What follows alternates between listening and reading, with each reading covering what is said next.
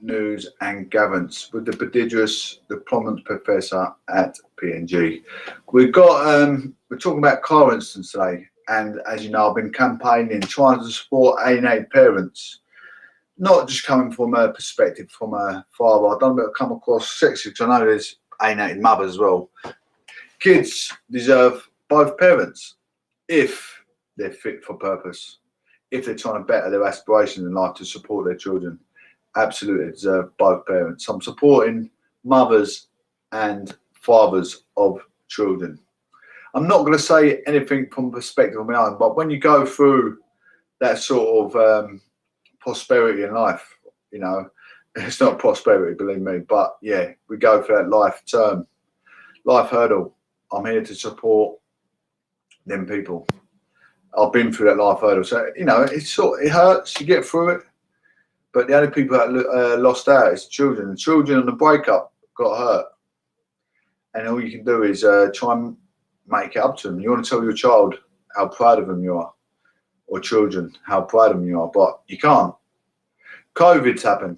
A lot of alienated fathers, a lot of alienated parents haven't been able to find out if the child has had COVID or hasn't had COVID due to...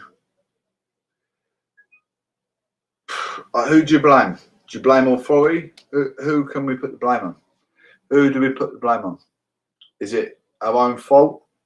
Is it our own fault or the failure of not making the relationship work?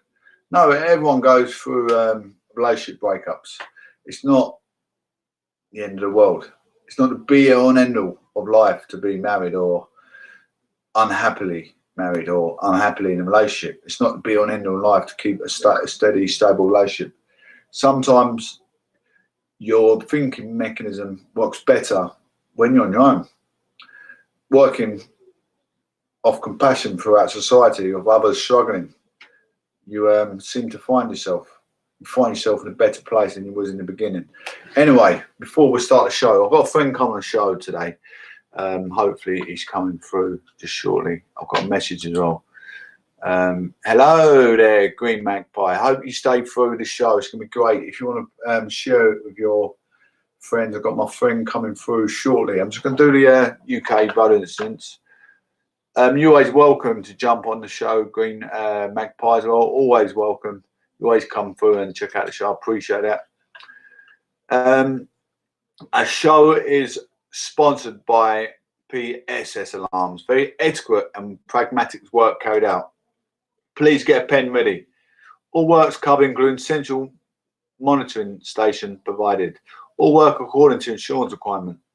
It's a friend of mine's company.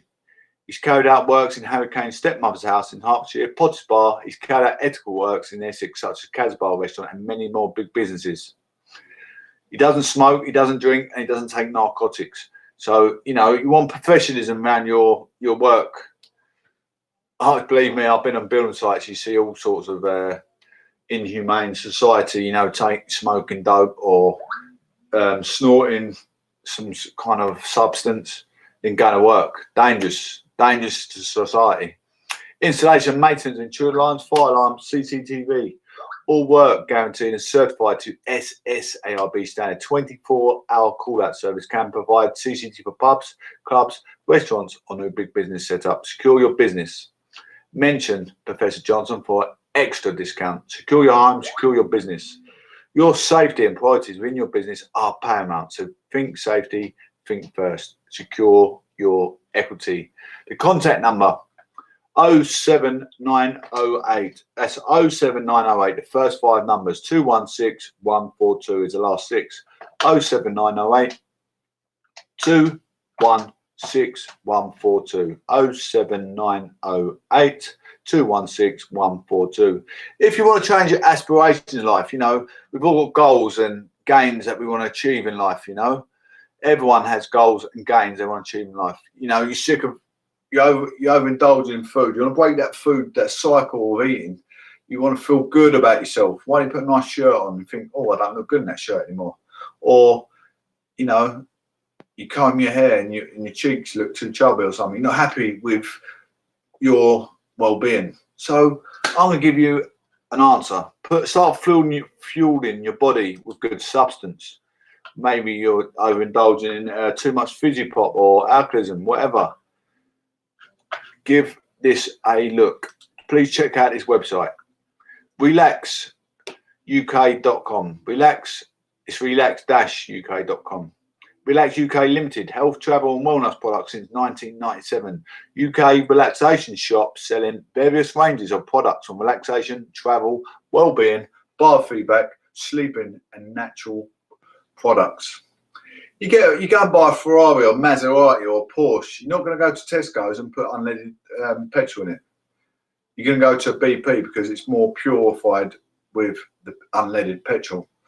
You want the best fuel in your sports car. You know, you got a multi-1,000-pound car. You're not going to buy cheap unleaded from Tesco. You're going to go and fuel it up with the best branded petroleum.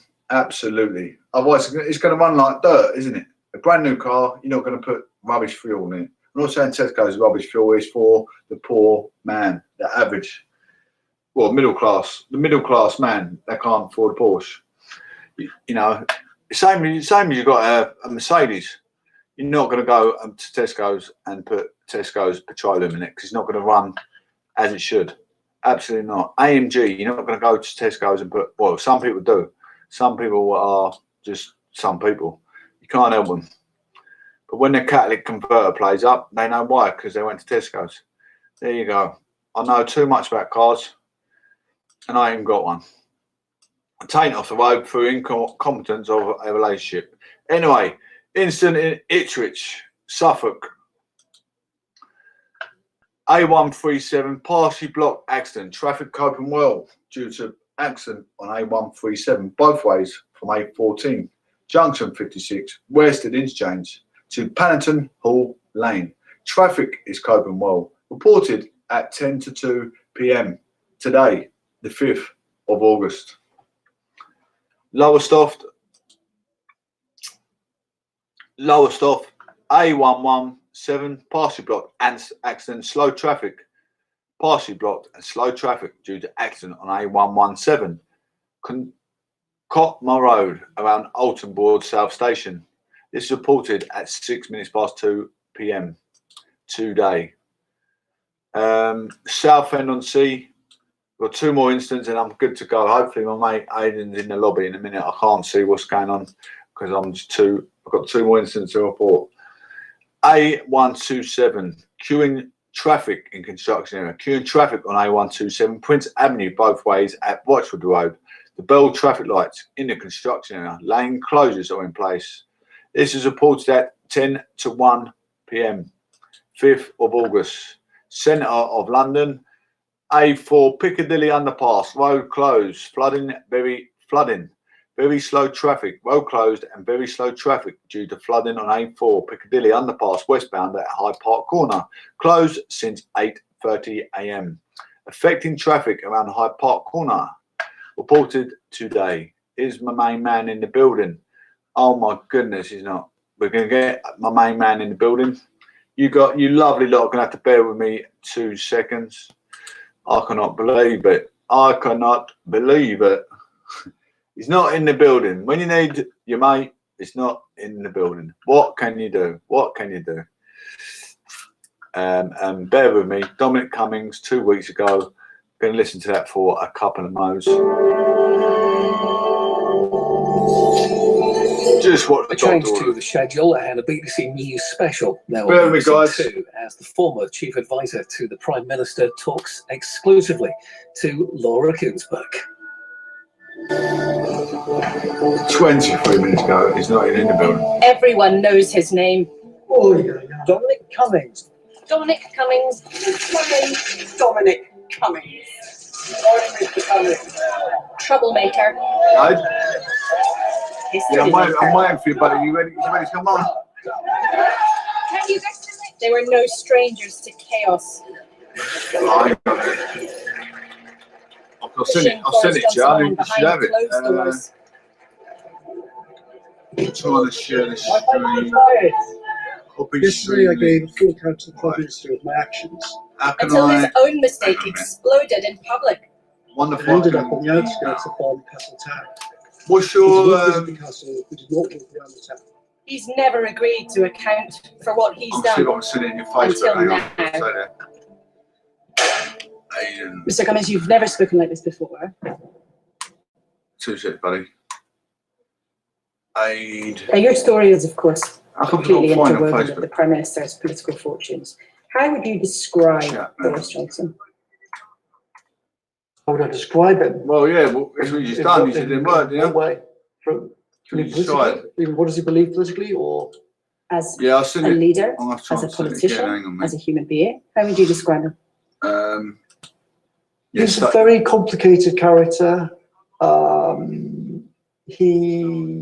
He's unusual. yeah, he made. With a lot of politicians. Well, you're in the lobby now, yeah? Odd self-awareness mode. Oh, He did you? kind of Oh, that's why then, knows mate. in all sorts of ways that it's ludicrous for him to be in that position. He said that to me a few times before the referendum. He said it to me the day after on the 24th of June in As it? 2016. Oh, hang on then, He buddy. told you it would be I'll see ludicrous another for him one. to be Prime Minister. He Wonder used that what that word. is. That's weird, isn't it? Yeah.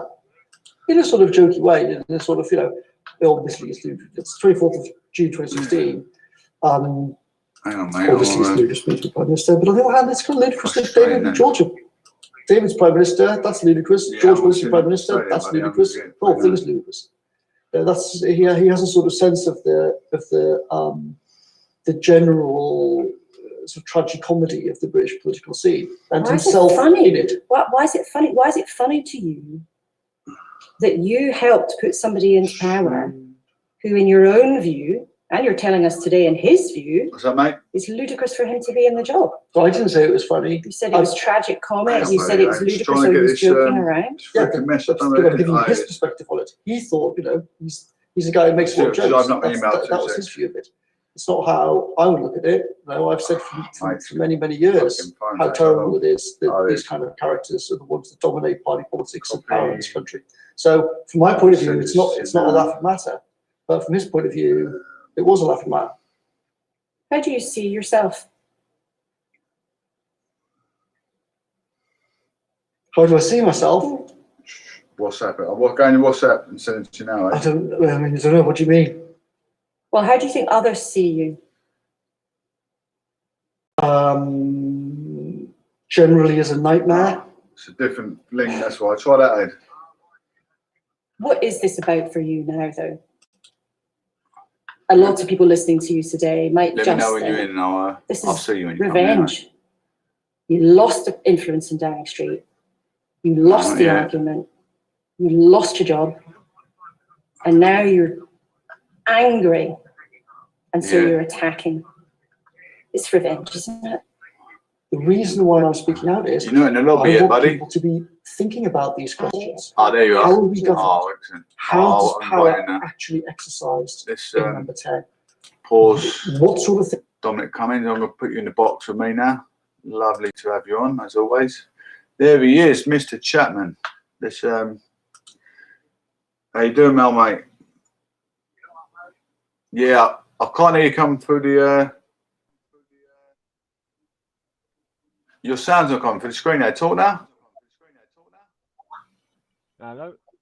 Hello, mate. I can hear you now, buddy. I'm Yeah. not moving now, am I? Yeah, you're moving, mate. You're absolutely crystal clear, buddy. How's everything in the old sunny Hertfordshire? Yeah, not too bad. All I can see you. You're frozen, and I'm frozen. My end's all right. It's all right. It's coming out. It's come out fine, buddy. I'm thinking it come out fine when it goes on YouTube as well. It must be just your end. Totally frozen. Unless I reboot the phone.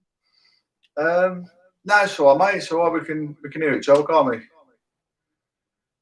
We're both good-looking chaps. That's what matters. You can. I don't know why. Hold on. Let's exit again. Oh. It's just gonna go out and come back in. So if you ladies and gentlemen are waiting for a show, he will be back any mo.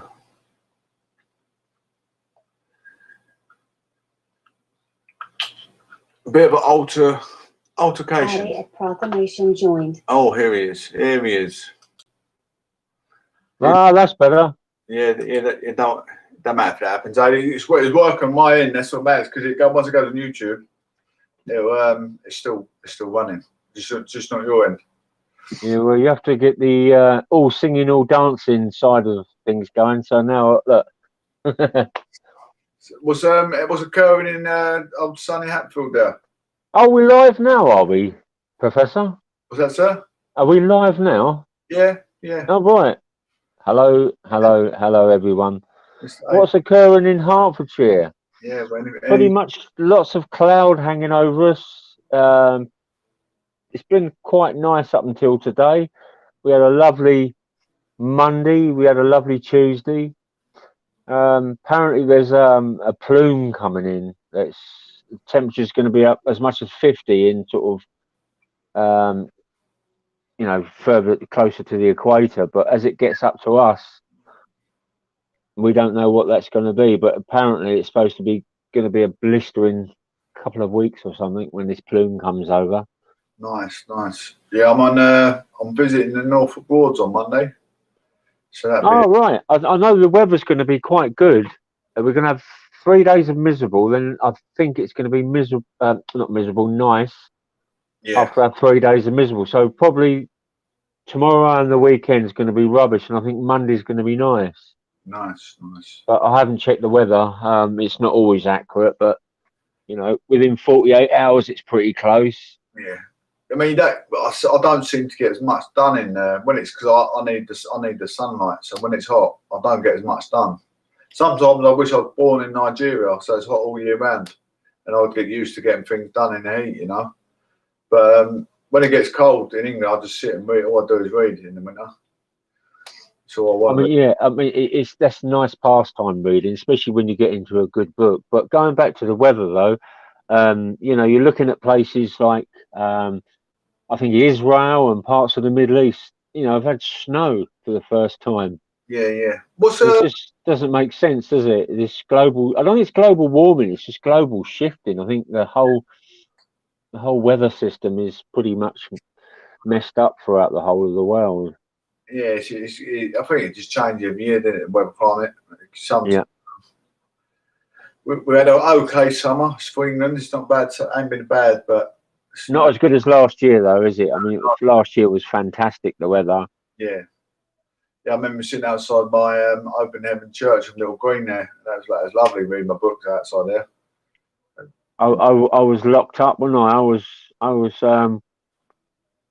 Resolve had gone sort of OTT and sort of protected us too much. Yeah. I think it's because we had some Eastern Europeans there that like to drink, and it was more like they didn't really trust them to go out and not get slozzled, so they banned anyone with alcohol. So we was in a homeless shelter, and it was called Resolve, but it was a place that we moved from the shelter up to the hilltop, and that had a gym. It had basketball courts, tennis courts, indoor tennis courts, table tennis. It had everything there. A fridge and a walk-in fridge and a walk-in freezer. Yeah. And we filled. Imagine the size of, say, an 8x8. That's how big they were. These fridge freezers. Yeah. And you walked in, and the fridge was not too bad. But this is all the donations from all, especially Ocado. Thanks, Ocado, again. Big shout out to Ocado, donating all that lovely food.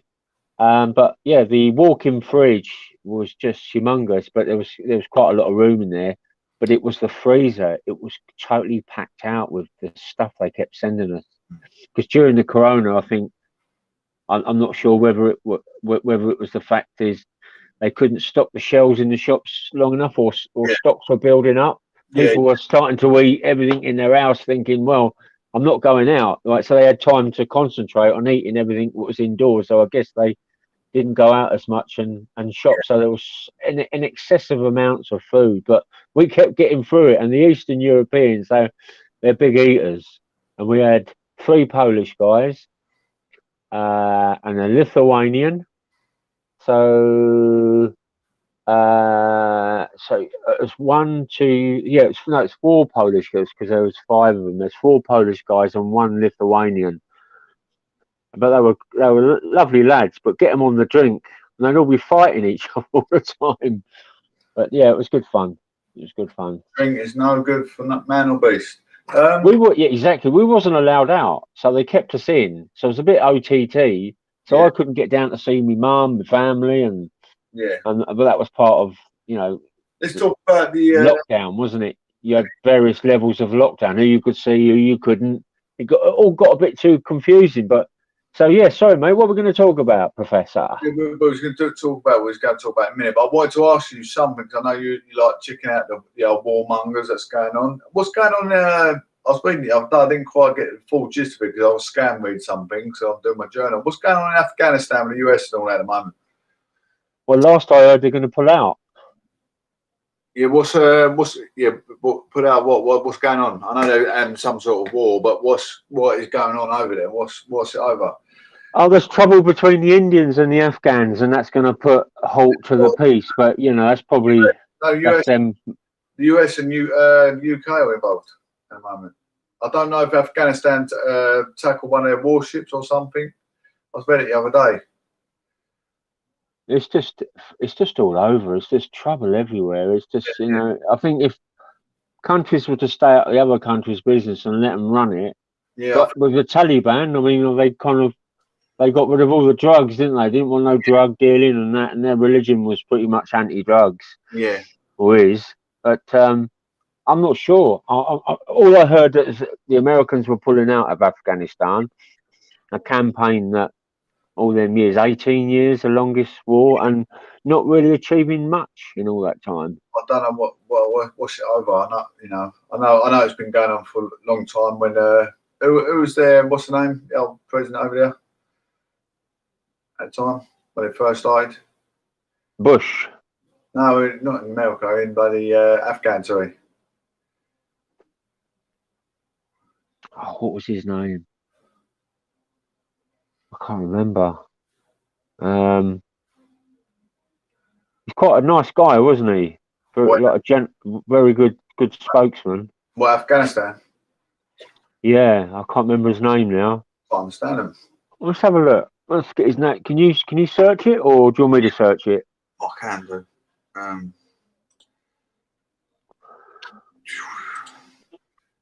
Afghan. Might be better you doing it than me.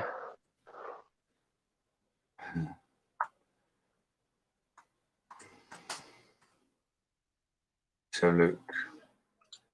Let's have a look. Oh yeah, I do. Azarif Ghani, but I'm trying to think of the one. Oh no, that wasn't him. There was another guy. You got Adil. No. Hamid Kazi. Kazi.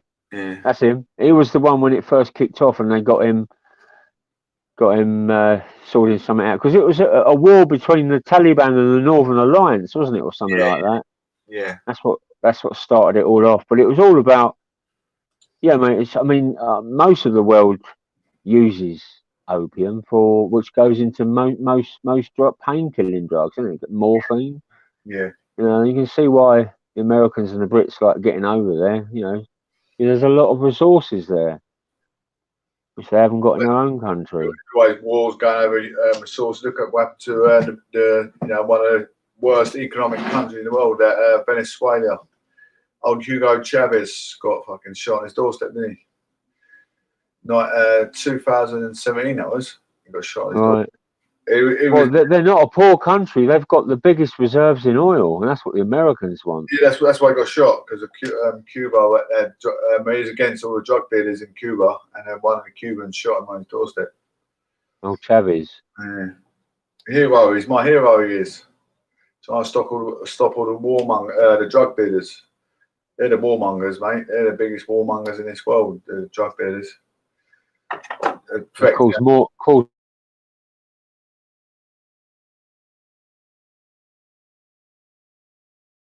All sorts. Because the trouble is, them big time gangs of drug dealers, or if you have kids, and they go into school and affect all the other kids, don't they? That's the trouble. That's where the problem lies, and that's the thing we're going to get onto next is parent alienation, which that there again, that could affect society, our children of today, not from our children's perspective, but other people's children as well, in the same shoes as us. You know, you might have a child, your ex-missus or ex-boyfriend moves on, and they're stuck on alcoholism or narcotics, and they're brought into that same world as the opposition. What do you do then? We cry for help. We go social services. You go CAFCAS, and these, as we were talking earlier, these community things that are supposed to protect children don't do their job. Don't do their job. So it's a very dark subject, drugs. I mean, a lot of people that take drugs are really hiding it. No one really knows, and they're thinking, you know, I can keep this quiet. But it's when the cat gets out of the bag and the whole family know about it.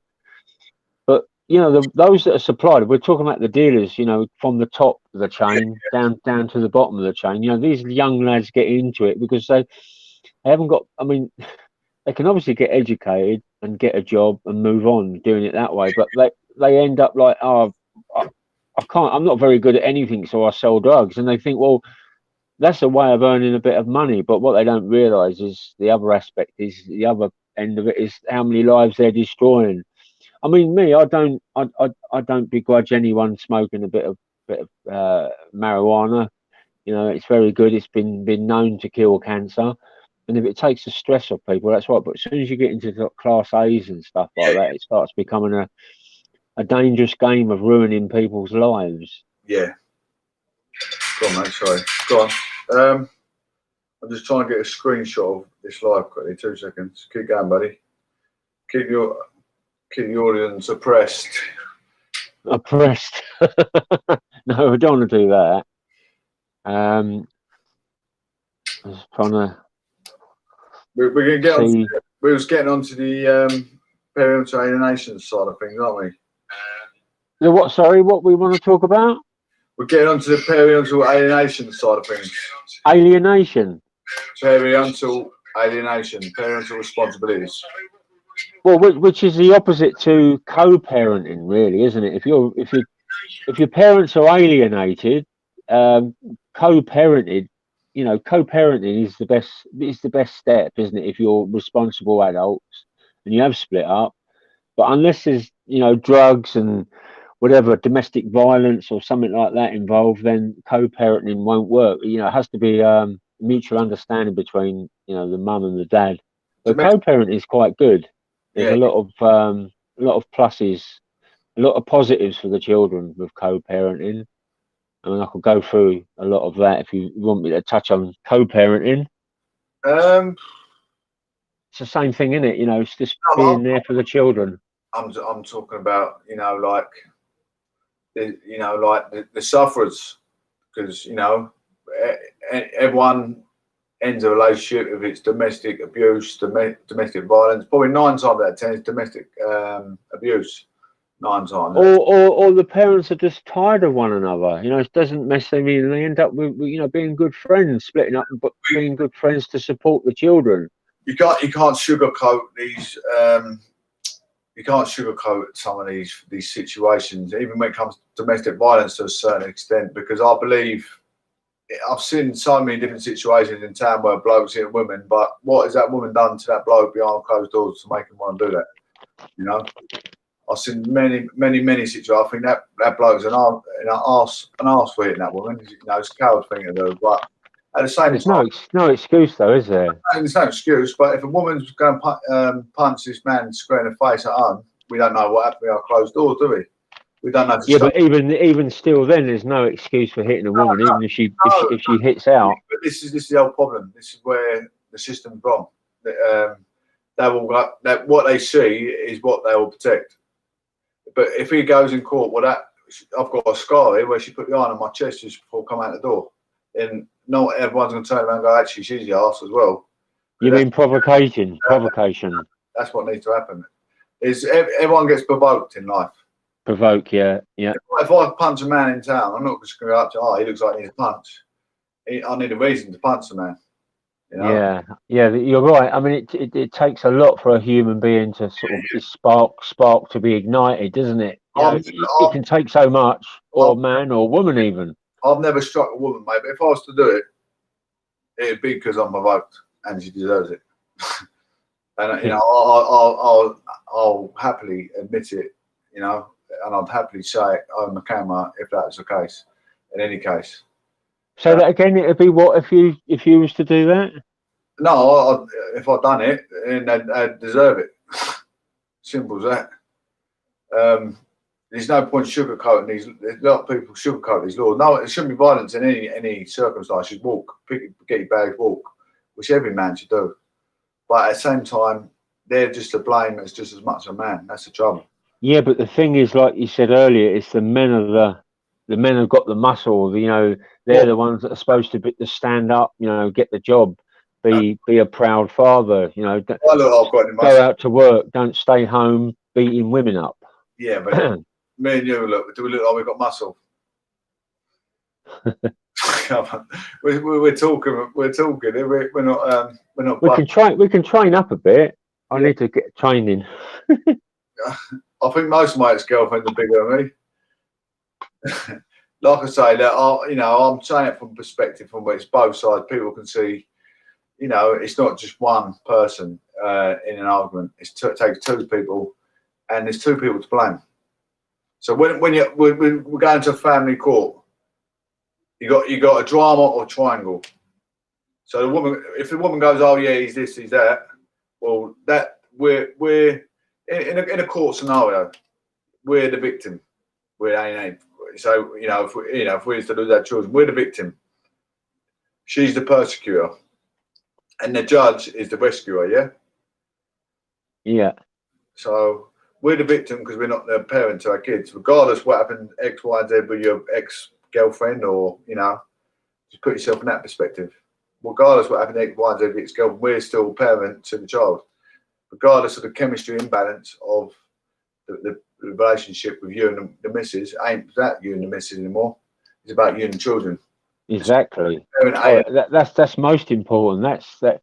You know, a lot of parents lose that insight for being selfish about themselves. So your name's Sadie, my name's John. You're going, oh yeah, he's punched me in the face. I'm saying to the judge, well, yeah, she put an iron on my back. Well, do you think the judge cares about that? The judge shouldn't care about what happened with X, Y, and Z with the parents. It's to do with the kids.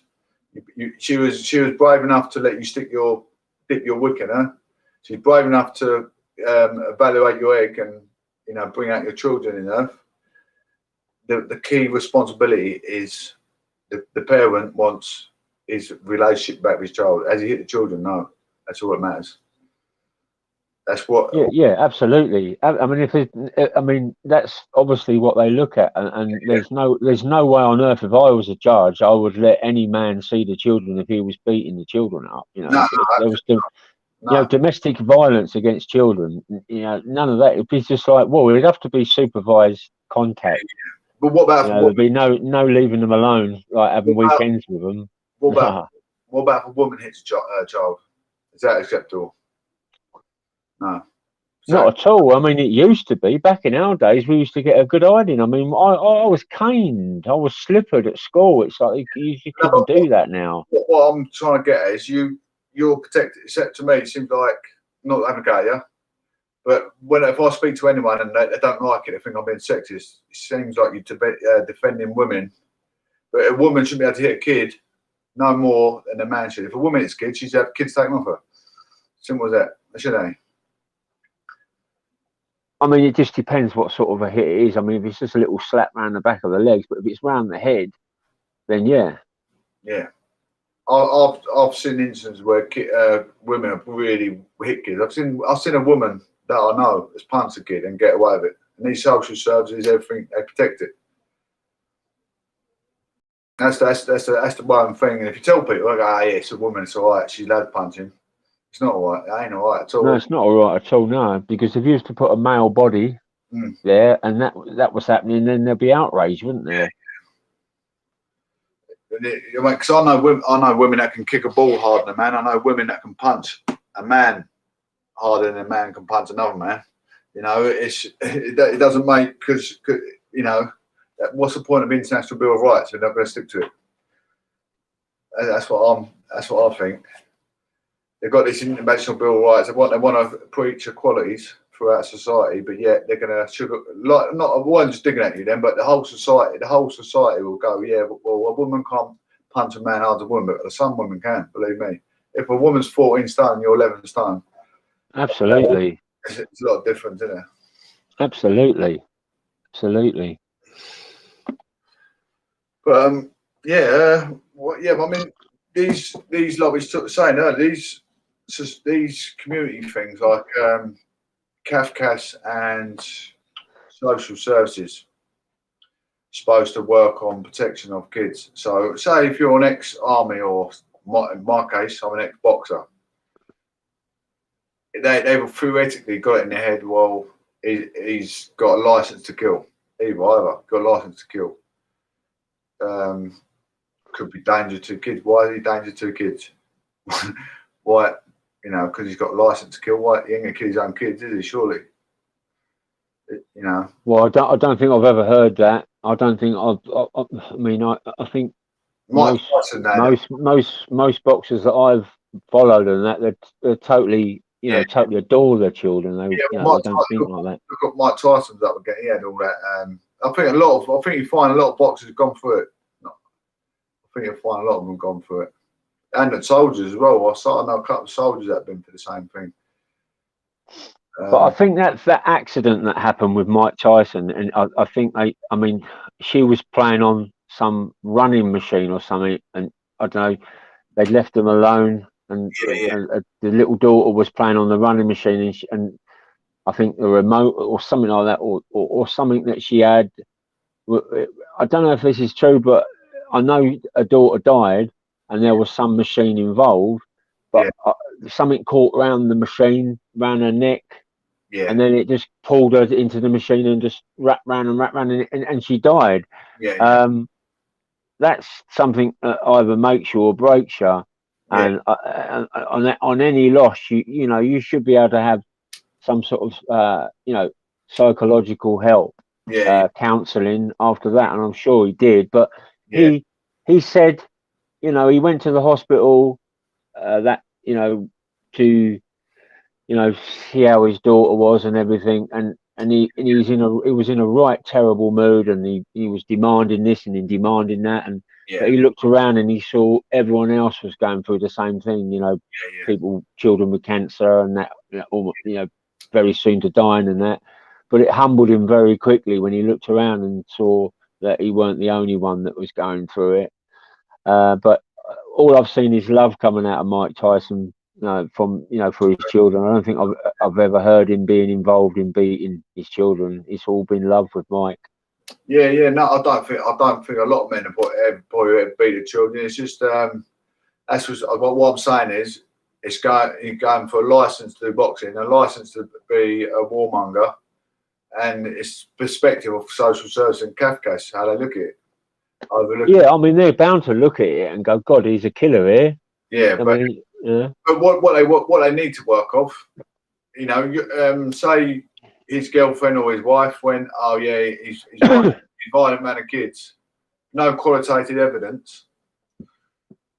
He's then branded as dangerous to his kids, regardless of, you know, if he knows full well he's brought up his kids well, regardless if he knows he's looked after his kids' well-being and nutrition. They don't care about that. All they care about is what comes out of Zed's mouth. Yeah, that's true. That's the bottom line with these CAFCAS and social services and all organisations. How the man conducts himself? No, well, you could show, right, if the point break of a relationship, you split up. A man's in the wrong, regardless. Doesn't matter what man you are, you're in the wrong. The woman takes charge of the children. It's a woman's world. That's what I was getting. Yeah, I know, definitely. Women take children, then she don't want a man back in anywhere near the kids. She knows she's got kids, but she don't want to move on with another man. So she can do anything in her willpower to stop that man seeing their children. So she'll ring up social services, ring up the police. I want a conjunction against him. He's dangerous because he does boxing. No, but what they don't see is, from my perspective, and what they don't see is the 15 years before in bringing up the children, the child was healthy. The child could stand on his own 2 feet. The child could tie his own shoelaces. You know, the child started to learn to be a man at a young age. You know, which that's how you want your children to be, so they don't get bullied in society. And that all gets taken away from the children because of selfish. And that's what happens in a lot of situations, and many situations. You know, it's like I say, it's not just hurtful for the men. It's more hurtful for the kids that they can't stand on 2 feet now. I mean, there's many sort of situations that acquire the courts, and that's what they're there for. You know, the family mediators are there, to see how the children are with each parent. Like you say, that they already know that the child is staying with the mother. Yeah. But when the father wants contact, yet it's only what the woman's saying. Yet there's no, like you say, quantitative evidence. But the qualitative evidence is in the cognitive skills of a adequate performer, isn't it? It sells itself. What does this boxer achieve out of life? It achieves being courageous, hand-eye coordination, balance. You know, learn to speak your own opinion. Because you do, don't you? You become courageous. You become confident in yourself, like we're doing. We're talking. It's what it's all everyday life skills that kids need, isn't it? And they like triumphant. They need to learn to win and to lose. Triumphantness, or helps. That's a big sport to get involved in. It help you. Well, boxing can help enhance any sport, football, athletics. You know. But I don't think it really. I mean, if you're looking at boxing in general, but we're talking everyone in general. Regardless of what profession they are. They shouldn't. I don't think you should really look at anyone's profession. No, they do. You're right. The judges do, though. They do. They see, a guy that's powerful character. Every dad's got good qualities. I mean, like yourself, you're a welder. You could be like pointing your kid in that your own son in that direction. From our perspective, you could point your kid. Look, being a welder, you get it from X, Y, and Z job. Maybe you might be able to be a welder for the Navy or something. But with your skill, with your life skills, only your child can benefit from, can't he?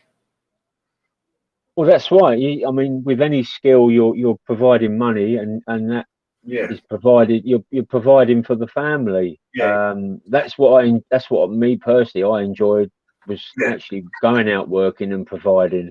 That was nice. But when you get a miss, you're unfortunate enough to have an accident. And then you're off work, or anything that takes you off work, then you're not providing anymore. So you become demoralized by, and there is support for people out there. If you're finding it difficult to support your children when you've lost your job, there are services out there that will give you help. But it's only just talking it through. That's how anyone ever does at the end of the way. And as my friend of mine used to say, let's get things into perspective, before this and that happens. I want to apologise to you ladies if you think I'm coming across a bit bizarre, or a bit outrageous, or I do say things, but I sometimes I mean it though, because if a woman's big enough to take a hit, they've got to be big enough to take one. But I don't think they should. No one deserves to get hit, but it's too much pointing and blame at men all the time. Absolutely, and using children as like cannon fodder. It's like, or using them as a weapon. It's like it's a form of when you deny the biological father who's been with the children for, say, maybe how many years. And then that is then used. They've split up, and the father can't see the child, and the mother, or vice versa. Even I'm not not go gender thing here, but say for argument's sake, you know, one side, one partner can't get to see the children, and whoever's got custody is then using that as a weapon, like it's a human shield. Yeah. That's what it is, because I don't think no child should be denied seeing any side of the parenting. You know, they should, you know, they should be grown up and, you know, ugly enough to, or good looking enough, or whatever which is enough, is just to make sure that child gets to see, you know, and when it goes wrong, all types of unfactual evidence comes out. You know, some of the things that comes out is, you know, it's just totally made up in some areas. And if that was the case, then why was that man in that life for, say, I don't know, 5, 6, 7, 8, 9, 10, however many years? You know, how comes he wasn't erratic then, but all of a sudden now you split up? There's all this erraticness going on, and you worked it through for all them years. But the bottom line is, you know, it doesn't matter how upset you are. Think of the children. It's just most important. I can't stress that enough. I mean, I've had situations where I go away for 3 months because it gets too much. That's what you got to do. You got to walk. You got to just tend to walk. And look at me now. I've come a long way. You know, I thought I'm happy. I'm really happy for her. I just want to get back in my kid's life. I couldn't care about X, Y, and Z. What happened in the meantime, because it weren't my doing trying to hold a weight on my ankles. It was me just trying to live a life, you know, and I'm living a life now, and I'm hoping to leave a good legacy for my children to follow. And these conversations where it comes across a bit bizarre, a bit harsh, I want it to. I want everyone, male and female, to understand it's not okay to eat each other, but it's not okay for a man to go, he's that man down the road's out of order for hitting his wife or his girlfriend, because me or you don't know what she's done to him. We don't know. It's so easy, you know, for everyone to point fingers. I've seen one of my mates in the Gazette the other little while ago. The most dangerous man in Essex. But I've known him from when we're kids to today.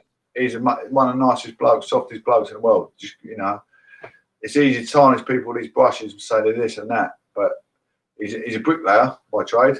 So he's looking after how many people in this world, building houses. They want to tarnish a man that's doing good for society, to, you know, for everyone to look at him and go, oh, he's you know, he's a dog, he's a scumbag. It's not nice. Ain't nice. Absolutely. You can't tarnish good people. These brushes like that. It's not fair, because some people do good things for society. My voice, I mean, is vital when it comes to, you know, women hitting men and men hitting men, because there's always two sides to the story. It's no point me or you going, he's this, he's done that, because that's where a lot of men get, you know, totally pushed out the circle, being a father.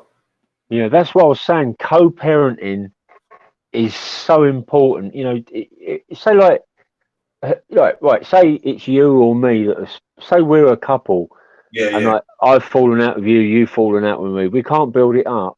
No, it's almost like human beings, they can't find that little area in this, you know, this 80% that we don't use. Find that little area just to say, or even have some agreement that if we do fall out, let's have a piece, let's have an area we put by, and we make sure that we're there for the children, you know, regardless of our different, you know, our differences. And that is what humans can't achieve. There's something missing in our DNA or whatever. It's like when we fall out, we fall out and we think of nothing but ourselves. It's like, you know, I'm not saying it's easy, because it's not. You know, when you break up, there's many things that you can't face each other anymore. I've got a couple of ex-girlfriends. I'm polite to them, I'll wave to them. I don't think we never really had a bad breakup. I might have got hit in the head with a PlayStation and I left and stuff like that. But bloody hell. I might have pushed her on the bed for doing it or something stupid, something like that. I can't even remember. To be honest, that long ago. It's like 16 years ago, I think, my ex before my wife. But yeah, you know, I'm nice, I'm polite to them, but my ex-wife is, I don't know, she take my kids, it's hurt, you know. That's the how do we repair? We're supposed to forgive and forget, this is in the Bible, and move on and be happy for one another. It's just one of them, I don't know. But I'll pass that bridge when I get there. Yeah, I mean the generations before us, the generation below me, yeah, which is my parents, they worked it. You know, I'm saying a very small percentage back then didn't work at it. Now it's a massive percentage that just use the children as cannon fodder, like as again human shield. You know, get together with a new person, with you know what gender it is. It's like yeah, and they totally forget the father or the mother that's been, you know, been sidelined. And that's the coolest thing in the world is you know, especially when them children at an age of knowing, you know, what's what, when they start getting to 5, 6, 7, 8, you know, they're starting to know things. They're starting to, you know, be very intelligent regarding, like, you know, they see you arguing. They get upset. yeah. Well, you imagine the next thing is that the massive breakup, and imagine what goes through, you know, the child. I mean, I'm fortunate enough not to have gone through any sort of a major thing. I mean, I've seen my parents argue, but never laid a finger on one another. You know, they argued, there was verbalness there, but all in told, it was a very, very secure household. Yeah. But you know, you got a few lady friends in the same as me. What's your this is a conversation that I have. When you talk to them, it's like, you know, you don't feel like they're flirting. They're just telling you about their past and stuff. My ex beat me up. What's your instinct? My instinct is every time a girl says that to me, what did you put him through for him to do that? That's why I don't say it, but I let her say why he done it. You know, he beat me up or whatever. It's a very good point. I'm thinking, my instinct is, what did you do to him to make him do that? That's right, because you know, you never hear. I mean, you say I get, like you say, I've got some lady friends. If I go and speak to them lady friends, you hear that very often. You know, you do hear that a lot. But when you speak to men that you haven't seen, or men friends that you haven't seen in years, and they split up, you never hear none of them men turn around, oh yeah, she lamped me, so I gave her a right hook, and you know, she fell over, then I kicked her. You don't hear none of that. But women always seem to bring those stories out into the front, which is very sad for them. But do you know what I'm trying to say on it? When you're talking to a male friend, you never hear them say that. Yeah, but my thing is, we've been men. Well, we know what men do. We go work 9 till 5 to support the wife and kid at home. Yeah, the man goes to work 9 till 5, barely sees his wife because he's trying to keep the roof over his head. Then he come home for whatever reason, he's seen her, I don't know, he might have seen pictures on Snapchat, flashing her boobs at so-and-so. He's come home and that's angered him, that he's been paying for her ass while she's been doing that behind his back. Yeah. And that's why a lot of his, that's what I visualise in my head. The natural instinct is what's happened, because he's been a little boyfriend going to work 9 till 5, 7 days a week. Yeah. Paying for the roof over his girlfriend's head, where she thinks she's the most faithfulest woman since sliced bread, till he opens Snapchat and sees boobs on her profile picture, flashing, trying to get, trying to seem to get his goat up. Yeah, trying to get some attention of other men, obviously, or whatever they're doing it for. Yeah. And that's why he's come home and done it. But then that's time for them to both walk away. If they're not happy with one another, instead of arguing and fighting in front of the children, it's time to walk. The man, obviously, it's all very well for me to say that, but in the heat of the moment, it's not deserved to put that in a man's face. You know, no man wants to see his wife or his girlfriend flirting and getting bits out, to other men. Yeah, but I'm not saying it. I'm defending that the man should do that either. I'm just saying that you look at the drama or triangle. Why did the man do that? Because if we to say me and you as a judge, we're we're going to put this man down for prison. Well, that provocation, which has caused him a vote, is going to cause his sentence to be a bit smaller. Yeah, it would be for just straight GBH. Well, that's your litigation and mitigating circumstance. Isn't it? I mean, if the judge was to find out that she's literally flirting with other men and letting them see her bits, then that's mitigating circumstances for lesser punishment. Well, but at the same time, it'd be grown up for everyone to walk away and stop doing that, because it's harmful to the children. You don't deserve children if you're both acting, or she's acting like that.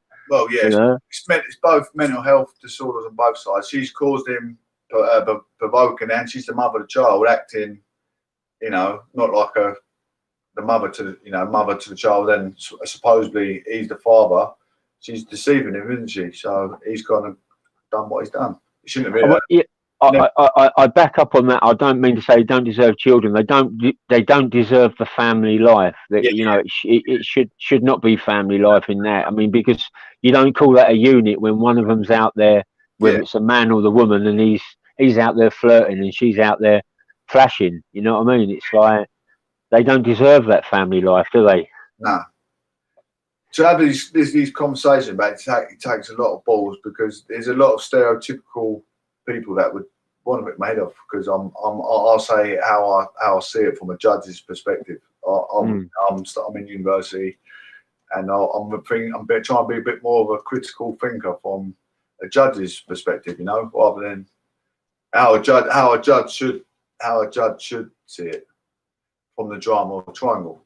The victim is the alienated parents, his children, regardless, isn't it? Absolutely. What happened? The victim is the parent, alienated father. But not all judges see it like that, though. They should do. That's how a court is. The protocol for a court. That's how they should. That's the setup, and that's exactly how they should do it, unless they've been bribed, or they're taking a soft spot for the woman for whatever reason. I don't know. But I mean, back in the day when these things were happening, when I was sort of going through my own sort of when I split up with my my missus, and then I didn't see my boy, it was more of a case of I don't think, if you're not happy with one another, then it's time to call it a day. But at the same time, there should always be that little cushion there where you do let the mother or the father access, to see the children. And that it's down to litigation and mitigating circumstances. If the judge doesn't award it, then there's some sort of violence going on. But any kind of violence is hard to prove unless it's been seen, or it's on film. Hearsay is never really allowed in court, is it? I mean, unless you've got it's on film. Nowadays, if anything's going on, the person can get out a camera or even secretly film their partner. And then they can take that evidence to court, and that's factual evidence. But when it's just hearsay, and most of that hearsay, if it's not, if you haven't got that evidence, I'm not saying it's all hearsay, but a lot of the hearsay is to get back at the partner, and that's very wrong in itself. They know what, that's just fake manipulation. They know that a judge will know that straight away. They can spot that a mile off. They know. That's usually the persecutor is the one that is full of that manipulation, trying to spill that he's this or she's that. That's the persecutor making false statement. And that happens a lot of the time. Court-tated evidence is, like you say, visual or screenshotted text. Unless you got that, you got no evidence. Yeah, I mean, crimes of passion are very rarely filmed, unless it's premeditated. If it's premeditated, then unless you can pull a camera out and then start filming it, it's a difficult situation. I mean, if I was a vulnerable woman or a man, and I was getting beaten up by a man or a woman, in a relationship, I wouldn't even know how to get a camera out quickly and start filming it. But these young uns just seem to be able to pick a camera up and film it, which is a bit, it's a little like it is premeditated, because, you know, how do you, like, all of a sudden pick a camera up? But that might just be, you know how to pick the camera up. And a lot of people sit in their camera, don't they, and play with it, and they pretend they're on the phone. Then all of a sudden they're filming someone, and they've got the evidence. Yeah. Well, that is proper evidence that you've got. But if you haven't got that, then it's hearsay. Which is very horrible, really, if it's happening. If it really is truly happening, and you're not believed. But if you are believed, then fair play. No one deserves to get beaten up. But going back to what you're saying, what causes that? And it's very rarely ever spoke about that. Yeah, they did this and did that. Yeah. But most judges will say, well, you know, you should be more of a man or a woman than to sort of seek vengeance. Yeah. You know? Also, in the heat of the moment, it's a crime of passion. If you snap, it's still feelings, it's emotions, isn't it? You're still attached to that person. Yeah. What the judge should be doing now is, this is what you're doing then, but what are you doing now to make you want to be back in the child's life? Well, that's it. Again, touching on the co-parenting. You know, if you're grown up enough to look after the child's interest, then you know you've got hope. But you know, if you haven't got that, then there's not much hope. The judge, or I don't know, you know, all the other people working, you know, the solicitors should go, this is what he's doing. Then he was good at most points, but this is the chemistry imbalance is where it went wrong. But now what are you doing now, Mr. Whoever, Mr. Smith? What are you doing now? Well, I'm working on 9 till 5, and all I care about is my children. I don't socialise. I don't drink. I don't take any narcotics. I just want to be a father to my children. Enough said. Yeah. Here you go. Here's your kids. Well done. You bet. Yeah. Yeah. Enough said, isn't it? Exactly. 100%. It's like, you know, like the.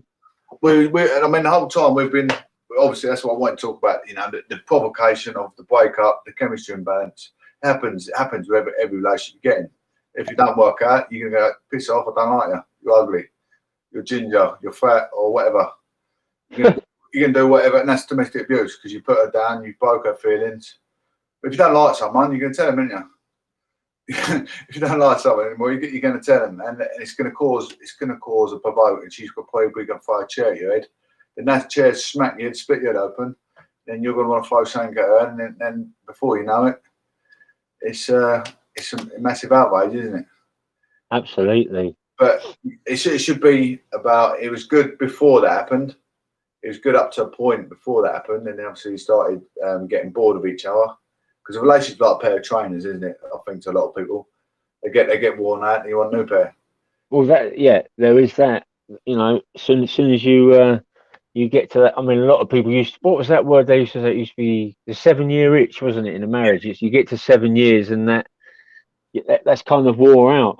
Yeah. So, I mean, mate, it's like I truly believe that, you know, if you're big enough and manly enough to take on a relationship, then, you know, carry it on. It's like you don't just have children for Christmas, do you? They're there for life. It's a lifetime job. No one ever prepares you for the worst, do they? No, you can't change your kids. You can have more, but they're still all your kids. Exactly. 100%, Professor. You cannot change them, but you can. The parents can change their behaviour. The children can't. Yeah, they're innocent in this. Yeah. I mean, it's easy for a man to, even by mistake, make more, isn't it? Really, but it's not the ideal world. But when you got women that just want to have kids to get a roof over their head, it's you got some men ain't got choice about the matter sometimes. Not one women. Not always. I'm not digging. I'm not digging women out either. But a lot of circumstances, they're tuitioned by their mothers to have kids and get a roof over their head. Some of them are. Well, you know, on any vulnerable list, again, I've touched on this before with you. You know, on any vulnerable list for housing, it's the top of the list is the women and children. There you go. Yeah, always, and that's why the judges are always on their side, because they feel that the child is in a more comfortable environment with the mother. It's very rarely the children go to the the father. I don't know. It's I always want a difficult one. I always want my dad to be proud of me. That I've always have done that. I always wanted him in my boxing match. I liked it. I want him there just as much as my mum. I'm always trying to be prosperous in the strength of a man to make my dad proud. If that makes sense. Definitely. Otherwise, if I didn't have that man strength, I wouldn't be here now. I wouldn't be here today. Yeah, but then a lot of sons sort of want to impress their mum, don't they, with their actions? Yeah. But I mean, we've got that's where we put the gentleman thing. It's come from our mum's side, doesn't it? Oh, mum, we're nice. We've got nice mannerism. We're well spoken, and that sort of side comes from your mum's side. But at the same time, you want to be able to stand on your own 2 feet, and that comes from the man's perspective, doesn't it? Definitely. I haven't got someone here now wiping my backside. I've got someone here now doing my ironing. That's because I've become a man. I'm doing it myself. I'm having to wipe my own backside. And to be honest, I quite prefer it than having something, an arseache going on in my ear all day long. I quite prefer it, From what I've been through, I've grown as a strong, independent man. And I'm trying to give something back to community, because a lot of people go for this these same instances as us, me and you. And the things I say, they'll be like, oh, that's so sexist against. No, it's not. It's straight down the middle of International Bill of Rights. It's equalities, and it's exactly how a judge should think. It's what's good for the goose is good for the gander. A woman put in as much provocation to that breakup as a man. Yeah. It's a chemistry imbalance. That's why it's called a chemistry imbalance. It's a man and a woman's perspective. Both didn't get on, chalk and cheese. There's one of them's got eggs in. It's usually the man, isn't it? As we know. Say that again. That last bit. I said a relationship's like chalk and cheese, and it's always it's 9 times out of 10 it's the man that's got to walk. As we know, there's more homelessness in men than there is women. Definitely, yeah. You look at all the homeless shelters in the country. There's probably 12 men in there and 1 woman. Yeah, exactly. At any given time, that shelter in the town always had about 12, 13, 14 men and 1 woman, sometimes 2. Yeah, I do know some alienated mothers. I've got love for all alienated parents, mothers, fathers. Some women. I've got a close friend. She's got a child from her previous marriage before the one that took the kids. She got kids with him as well, but she's took a daughter from her previous marriage. She took her daughter because she's got his immediate kids with him as well. So that's weird. I never thought that could happen because that's biologically not even his kid. It's his step kid because he's got other kids. He's took sole custody of her immediate daughter. It's strange. Well, I think in any case, the mediation and the judges and all that will look where the happiness lies. Where's the safest part, or where is it a unit? The togetherness of the stepchildren, where they're from. It's like if they're a unit and they've been together so many years, it's best to keep the children together and with the father or the mother. Instead, you look at all these reports. We're just looking at the mother and the father's life without knowing, all the reports. Yet these units, not the family units, the probation unit, not the probation, the family mediators and all that, and the judges and the family law courts have an enormous amount of paperwork and evidence that they've got to go through. And they might see some reports where the father or the mother's been violent or hit out at someone, and they've got a GBH record.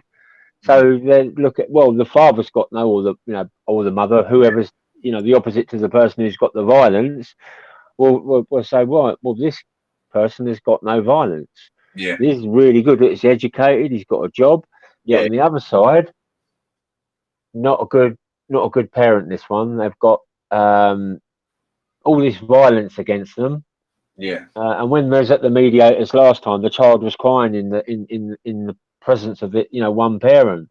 So Yeah. that's what they look at, But I and they don't, study the case for about a year. About a year, they study the case before who they look at that? they actually study the case before they make a decision, and Yeah. the decision's usually the right thing. Do they, But then you're going to get someone that's going to get upset with the decision because he can't, she or he can't see the children. It's very rarely it goes in the man's favour. they might look at that in one perspective out of a million. I've seen the most dirtiest scumbags in the world have kids smoking cannabis in their house, doing heroin in the house. They still got kids in their house. So I mean that thing they're not looking at enough, because you can tell smack it a million miles off, can't you? And then they've got children in the house. I think, what? How have their house not been condemned and then children taken off them? Well, if they've got it on the record that they have got heroin, then there's no way on earth that they'd give that any custody. Well, they'd give mediated custody, but they wouldn't give custody to the heroin addict. They don't take the kids off them. I'm talking about the mother and the father. They're married. They've had kids. They're heroin addicts. There's so many of them where I live. It's not where in Essex, everywhere. What, have got the children? Yeah. What, and the courts know they're heroin addict? I don't have the courts know, but the fucking whole public know. Yeah, look, well, that's different though, isn't it? That's what I mean. If the courts were the public, then the decisions would be made differently. Right. But the doctors know. The fucking NHS know. They give birth and the baby's a crack baby when they're born, and they still have kids for the fucking rest of their life. Well, 9 times out of 10, children are taken away from any addicted parents who's got a script or have got heroin abuse. They will not leave the child with those. They take the children away from them, mate. Now they do. I know so many women around here that have had their children taken away from them because they're addicted to heroin. Yeah, it's not happening enough because there's shitload of man town. Yeah, because they hide it. That's what I'm saying. There's people go throughout the whole life, never get on a prescription and use illegal drugs. How they get hold of it, that's down to them. But, if the society knows, then they take their children away. I know quite a few women that have had their children taken away. To a certain extent, I feel, because a lot of these urban areas, council areas, they're bullied by dealers. It's a mental health. I'm not biting them off again, because you can say things and people think you're biting them off. Because the vulnerability is a vulnerability, and that's an addict sometimes. Like I've said about Barry in the past, like, he's probably been bullied all his life through alcohol and stuff, and that's someone's daddy, someone's friend. I'm a bit blasé when it comes to, I call them inhumane society, but I'm blasé. I don't mean it in the arm. They're vulnerable. They're getting bullied. They're getting bullied by society. Society's not helping them. Society's not helping them. There's help out there, and they need to be pushed for help. And no one's going, actually, let's get him into A&A meeting. Let's get him off. But could you see Baz in an A&A meeting? No, but he needed that help a long time ago, didn't he? He's gone past help now, I think. But, well, he's now in a care home. He's getting properly looked after. Yeah, there you go. He's probably. They've stopped his alcohol use, but now they're concerned about his smoking. It's like, well, come on, you've taken his alcohol off him. He's done well there. Don't take his smoking off of him. But the smoking's killing him quicker than the alcohol is. But I don't know. I really don't know. I don't know what. I think if had the choice of the two, it'd be alcohol kills you quicker than smoking. But smoking still kills. It's over a longer time.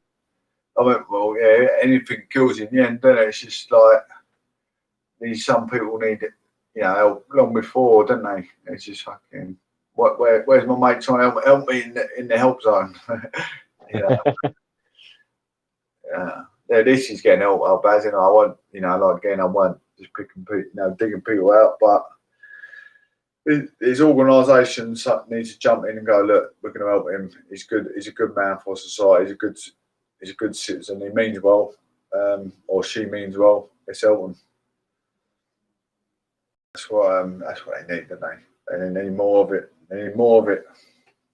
The thing is with humans that the courts, the human side of the judging is like these organisations would be great if they were a fly on the wall, just to see how good the father or the mother is with the child.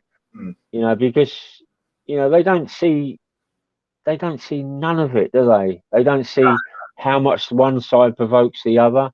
You Yeah, know, don't see how much that child loves, yeah. you know, one parent or another. I mean, They just don't see it. both parents want the best, but then I think a lot of the stress lies when the mother or the father gets in a relationship. That's a lot of stress. I think a relationship is a stress on the guidance for the children. We both parents want best for. I mean, say me. So I'm saying for mine, me and my ex-partner, we're in a relationship. I know a relationship is a chemistry imbalance of your aspirations. If I get in a relationship now, my universities can go out the window. My aspiration in life going to change.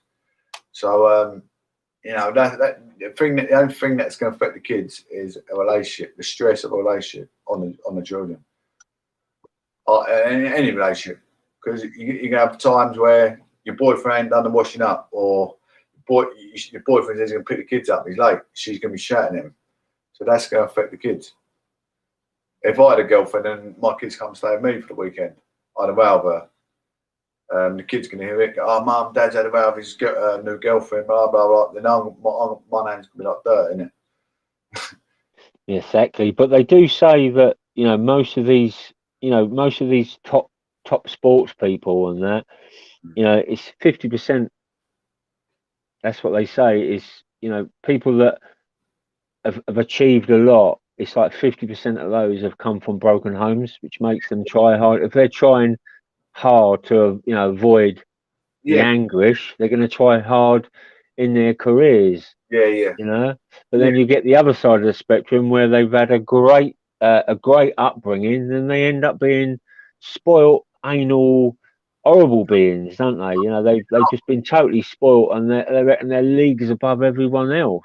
Well, I know some broken families, and their child's has been a complete waste on alcohol, drugs, and whatever. Still is. But you know, I think it's just I don't know. It's true. We say some kids turn a leaf. They want to do better than their parent, don't they? They don't want to go through the same struggle as their father went through, or the mother went through, don't they? They think, why am I going to get married? Why am I going to have kids? And then go on and live a total different life. Anything can shock us. Yeah. Anyway, Yeah, I did. go on, mate.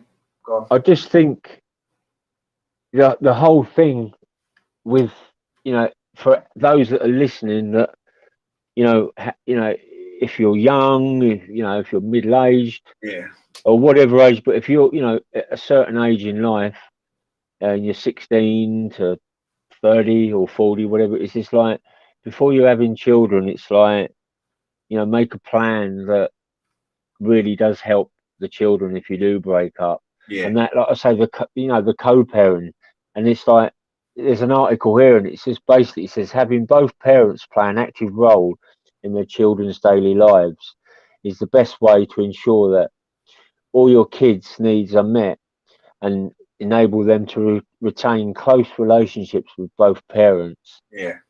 You know what I mean? It's so important. Have close relationship with both parents. Yeah. I mean, can I just touch on my issue? Is, you know, my boy saw us break up, but he heard my side, and he heard. I mean, my was all evidence. And my ex told a lot of accounts of lies. Yet she was doing all this fighting with me while he was seeing it going on, and it ruined him. It really did his head in. And later on, he turned to crime. Yeah. And that's just one person out of millions. Well, how many millions and millions in this country that split up? You know, and if we'd have got to that point, I was trying to do the positive negotiation to get things closed up, so you know he can sort of enjoy his life. Because I stayed away from him when I knew when he got to that school side. I just wanted him to do his school, so I didn't want to fight. But she was carrying on. She was carrying on it going. Where if she'd have let go and just let him get on with his school without all this, going on, he would have had a better life. Yeah. But yeah, no, I was quite shocked later on in life that you know, he had turned to crime. Yeah.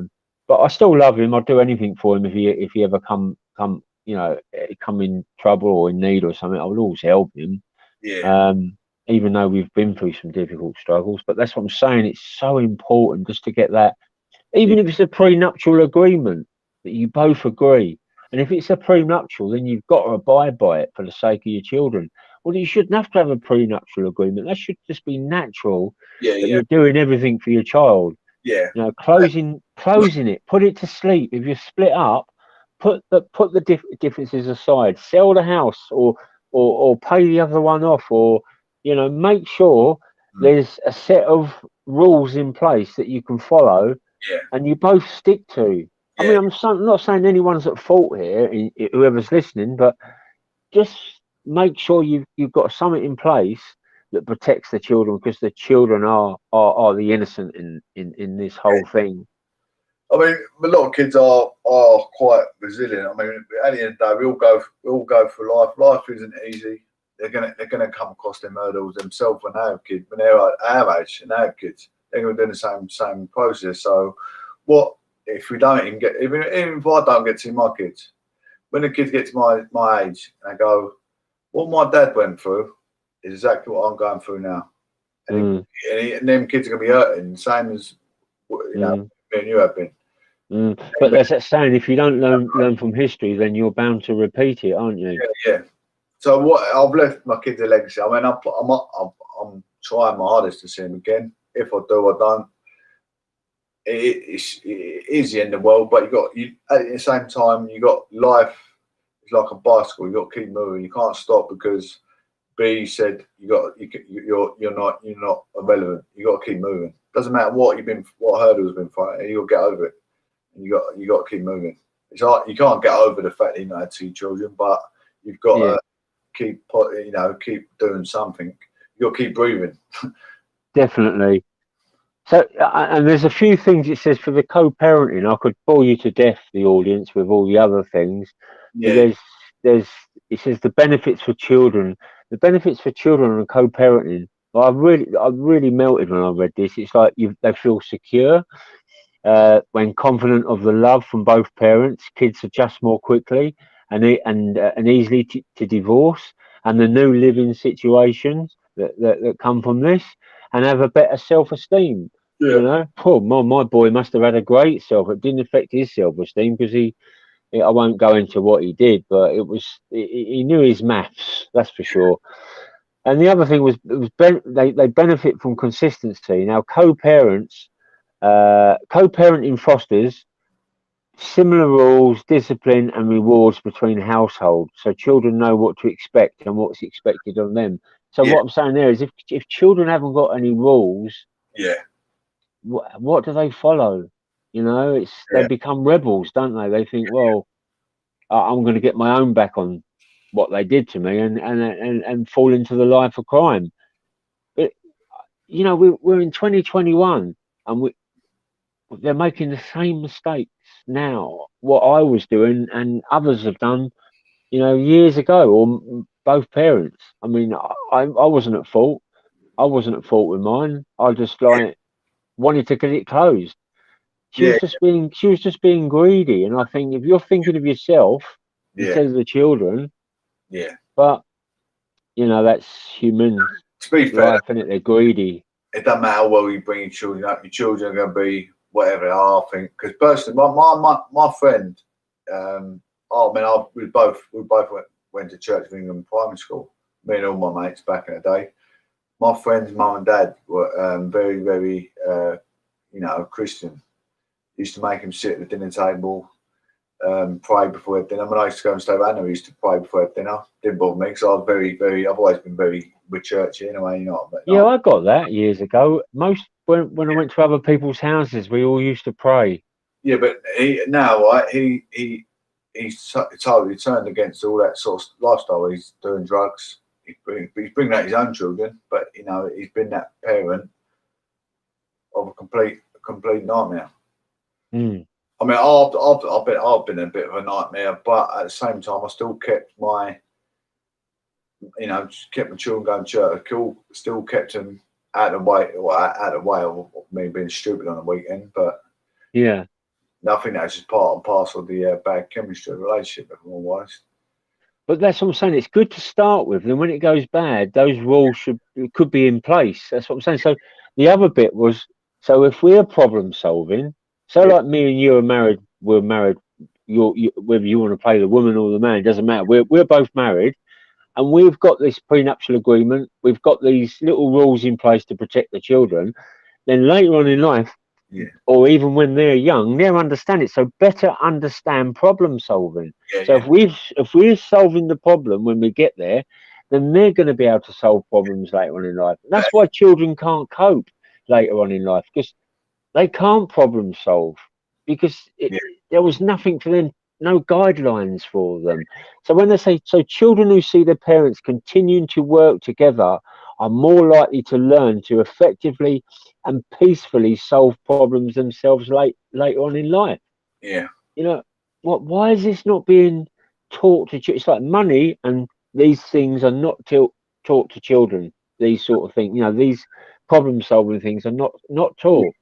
And that's why the whole system's all messed up. There's so many children out there drug dealing, stabbing each other, hating on one another. Yeah. So that's, Love is problem solving, man. Yeah. If you can't problem solve with one another, there's no love there, and children see that. It's three different types of people, isn't there? There's Yeah, people trying to live a life. There's people trying to working class people, and then you got people that are just like you say, doing drug dealing, doing any bad way of earning money, racketeering. It's three types of people. You got your middle. I call them middle class people. People that just live in a middle class people, aren't they? Then you got the working class, and then you got the people that are just trying to rob a living. Even the poor society. But I'll put that perspective in the poor society. Drug dealers, racketeering is all the poor society. That's not what we see in the gangster film. Oh, he's got a big gold medallion on. He's got Rolex on. That's poor society. That's not a good living. People go, yeah, we're high class. We live in a mansion. To me, that's poor society. They've made their money through racketeering. That's not rich. I just look at them like dirt. I don't know how you look at them, but I know a few people made it by doing that way of life, and that's not rich society the way they got there. That's poor. exactly. That's what I'm saying. So all the TV programs I look at, whether it's racing programs, boxing, sport, any sort of entertainment, any of this and that. Yeah. 9 times out of 10, when the parent's speaking, or the athlete, or the boxer, whoever it is, the film star, whatever profession, what do they always say, Justin? They always say, I'm doing this for my children. I want my children to be well off.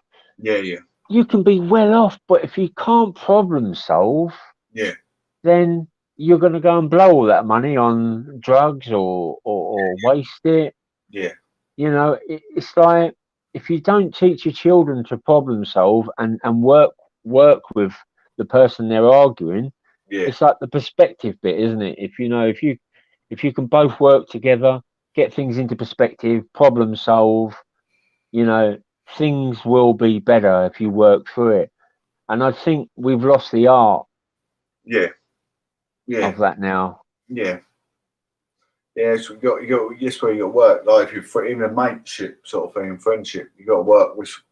He's good at this, I'm good at that. But sometimes I could be good at this, and then you got to try and work out. I've now sort of guided him. I'll give him a little go and see how it gets on, and he works. Yeah. So you don't feel the one feel left out. Yeah.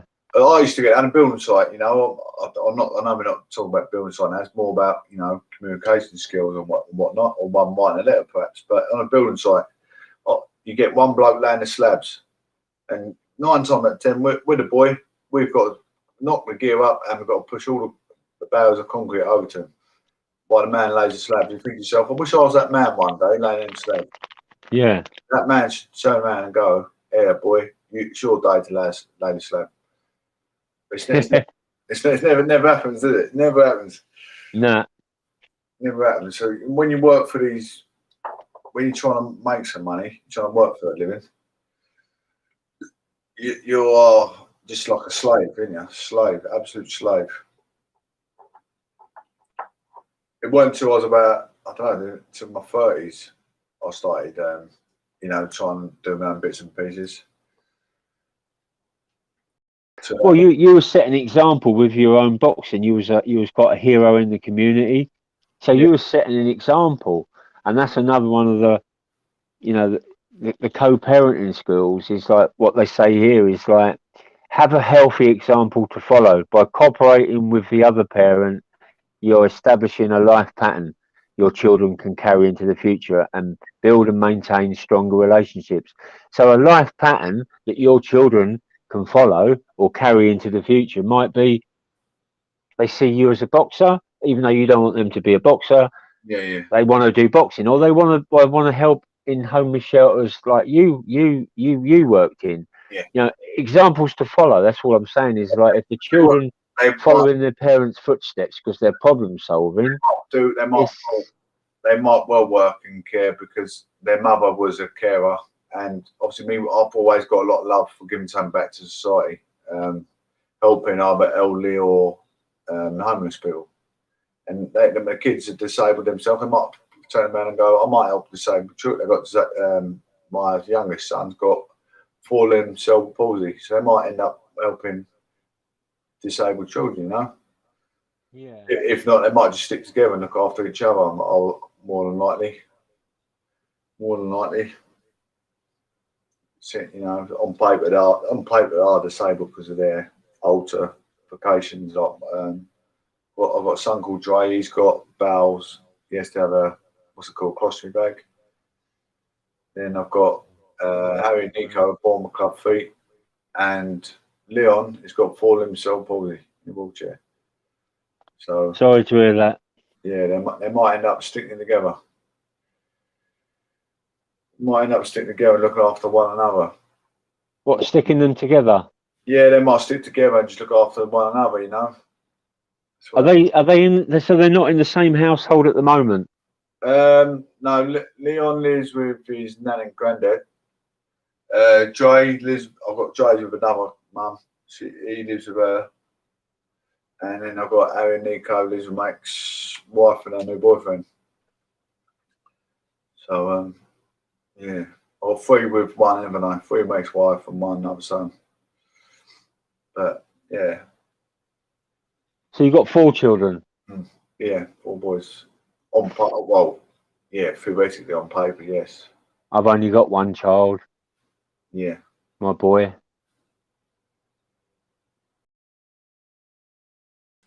But I've been a bit, well, so busy. I was in a 15-year relationship, so that's where the 3 warranted from. Justin, my brother, I'm going to have to go. I've got a family member that is ringing me persistently since I've been on here. Yeah, we'll do this another time. I'm sorry to cut you short. I've got loads of stuff to touch on, but I'm sorry, my brother. It's I've got to go. We've been an hour and a half anyway, no problem. We've been an hour and a half already? Yeah. Wow. Well, audience, thanks for tuning in. We'll get together again and have another one of these chats, and I hope some things have helped some people listening in.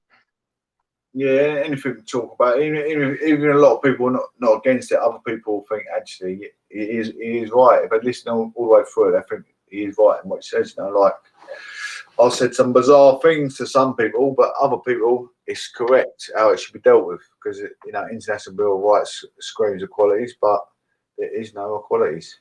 Well, you've got a good set of principles in you. You've got good qualities about you, and I wish you all the best with all your endeavours and trials and tribulations. My views on domestic violence, both parties, and that's how it should be looked at. Because as like you say, it's a thing for all men and women to go, oh, the man's violent, but the woman can pack a punch more than a man. If she's 14 stone, the man's only 11 stone. I'll let you carry that on with your audience. That's really good. I've got to go, matey. Yeah, buddy. Take it easy. Take care. Cheers, buddy. Bye-bye. thanks for tuning in, everyone. I'm off as well. That was my mate Aidy's just tuning out, and we're back in a week. Thank you. God bless. Speak soon. A crime is a crime. That is my ideology of the corruption that goes on in society. From a police perspective, from a judiciary perspective, well, legislation perspective, a crime is a crime. It shouldn't be done on forces of